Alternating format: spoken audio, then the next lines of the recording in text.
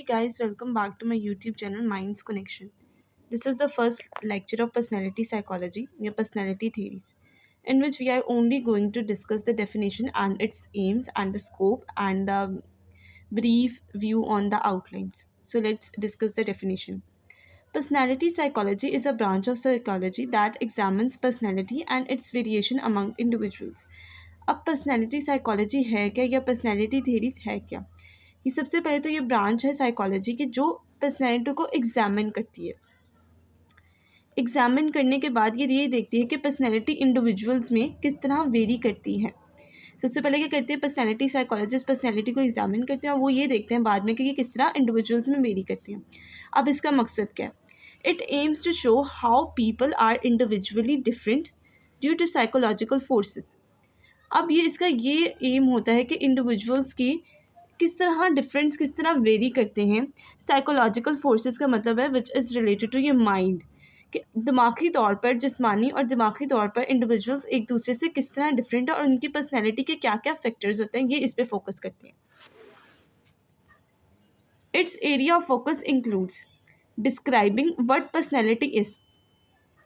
Personality psychology में आप ये देखते हैं कि पर्सनैलिटी है क्या और उसको डिस्क्राइब करते हैं। पर्सनैलिटी के अंदर कौन कौन से फैक्टर्स यूज़ होते हैं।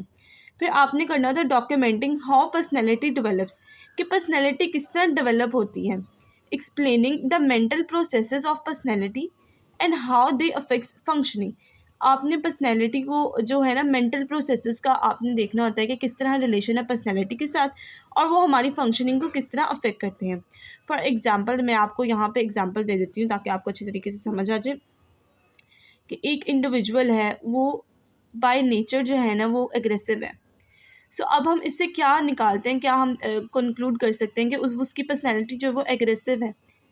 ठीक है, तो ये है कि हमारे जो मेंटल प्रोसेसेस हैं वो हमारी पर्सनैलिटी को किस तरह अफेक्ट करते हैं और फंक्शनिंग को भी किस तरह अफेक्ट करते हैं। जो बंदा ज़्यादा गुस्से वाला होता है हम कहते हैं कि इससे कम ही बात की जाए तो बेहतर है क्योंकि वो ज़्यादा गुस्सा करते हैं।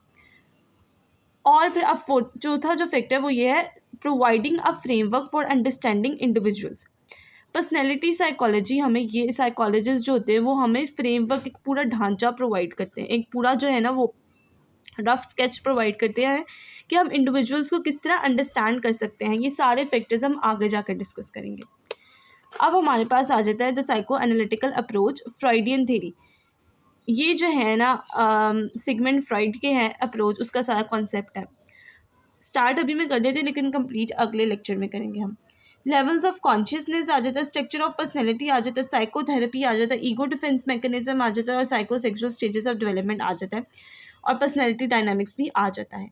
सो अब हम ये सारी चीज़ें अपने नेक्स्ट लेक्चर में डिस्कस करेंगे। यहाँ के लिए जो था ना आज के लेक्चर के लिए सिर्फ ये मैंने ओवरव्यू दी है और मैं इसके नोट्स आपको डिस्क्रिप्शन में प्रोवाइड कर दूँगी, तो आपने बिल्कुल भी टेंशन नहीं लेनी, सिर्फ आपने अच्छे तरीके से समझना है। अगर आपको वीडियो अच्छी लगी होगी तो आप प्लीज़ मेरे चैनल को लाइक करें और वीडियो को भी लाइक करें और सब्सक्राइब करें। Thank you for watching this video.